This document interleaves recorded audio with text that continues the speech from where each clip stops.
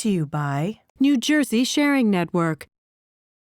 We are pleased to welcome back again Dr. Jeanette Betancourt is Senior Vice President of U.S. Social Impact at Sesame Workshop, founded in 1969, a great organization dedicated to helping children grow up smarter, stronger, and kinder as a nonprofit educational organization. You've been with them for over 20 years. Over 20 years, yes. Doing really important things. Jeanette, you've joined us so many times talking about children and media and the role of parents. Family engagement. Right.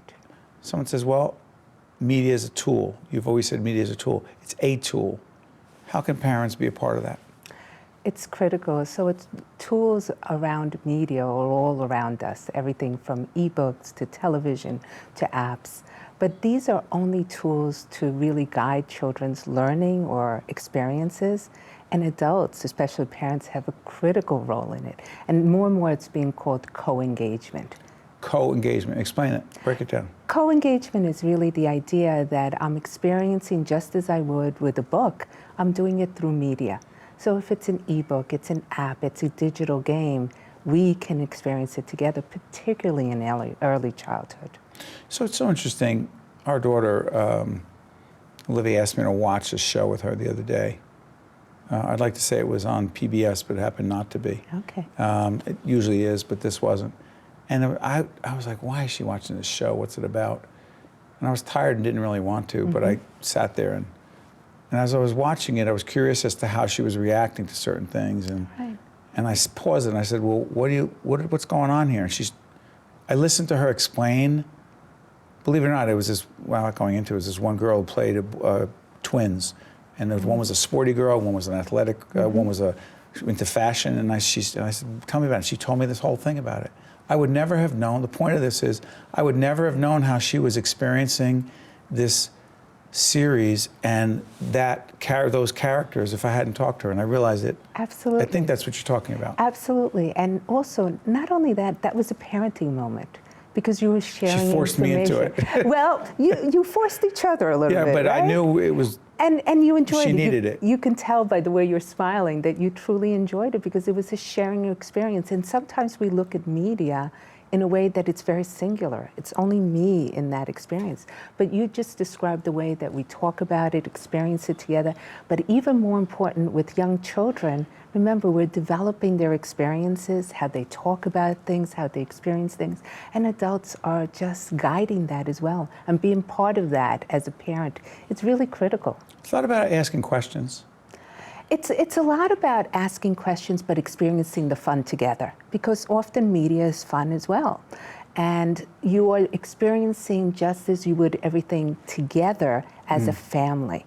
And looking at media for that way actually increases the impact of educational media, well-used media, and as well as the parenting moments. And experiencing diversity or learning about diversity through media, critically important.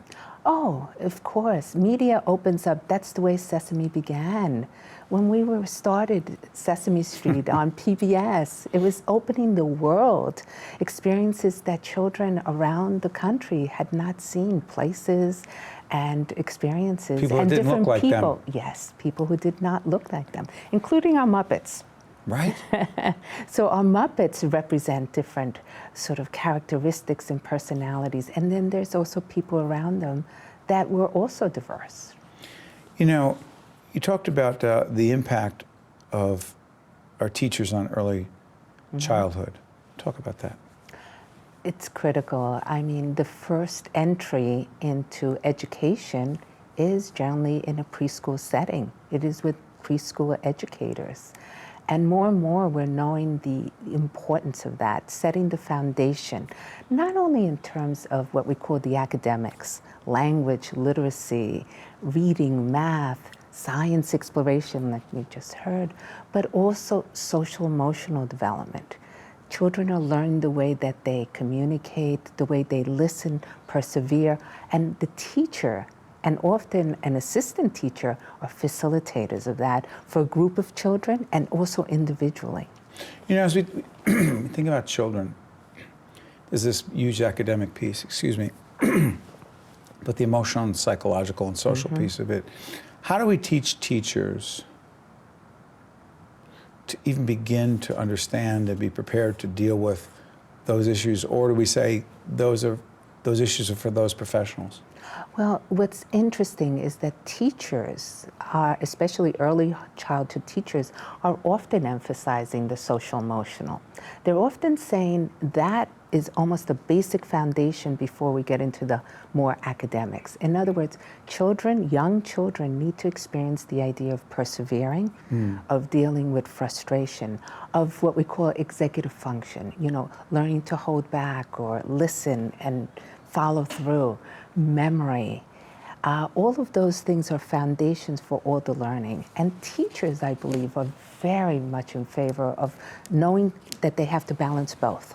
So, I've thought about this. So if you see a kid in an early childhood situation who is particularly aggressive, and we've seen them, and I always wonder, why can't that kid's, I'm not going to call the kid a bully because the kid's 5 or 6 or whatever, and you're like, what does the kid know?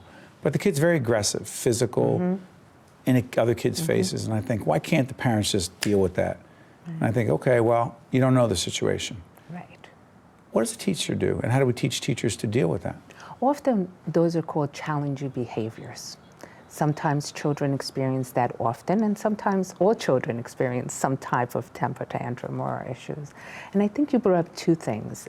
One, we have to find out why that challenging behavior is occurring, especially if there's a pattern. Whether it's bullying, acting out, having temper tantrums. Often what teachers can do and often do is they look to see, is there a consistent pattern? What can set off that behavior? And then look at the skills that may be lacking. So often in bullying or such situations, it's not about the physical behavior, it's that maybe that child is not able to communicate effectively his or her feelings, or able to set up friendships and know the steps to do that, or is acting out the behavior that rather than using the words. Or maybe you've seen it at home.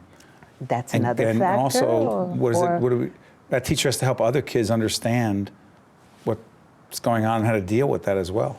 I think it's also communicating whenever you're seeing those challenging behaviors, communicating with parents as well. What's happening? Is this also happening at home? Every time you come, we learn important things. I want to thank you. Thank you. And you're part of a larger panel discussion we're having on this subject, these subjects about teaching teachers. Thanks so much. Appreciate it. Stay right there. Hi, I'm Peter Rooney. In 2006, I lost my father to renal disease. He was on the waiting list for a new kidney, but did not receive one in time. Unfortunately, so many like my father have lost their lives while waiting for a life-saving organ. At New Jersey Sharing Network, we're committed to saving and enhancing people's lives through organ and tissue donation and by informing people about this important decision. Because you can make a difference and save a life. Also brought to you by the Give Something Back Foundation, Holy Name Medical Center in Teaneck, New Jersey, and by the Northward Center.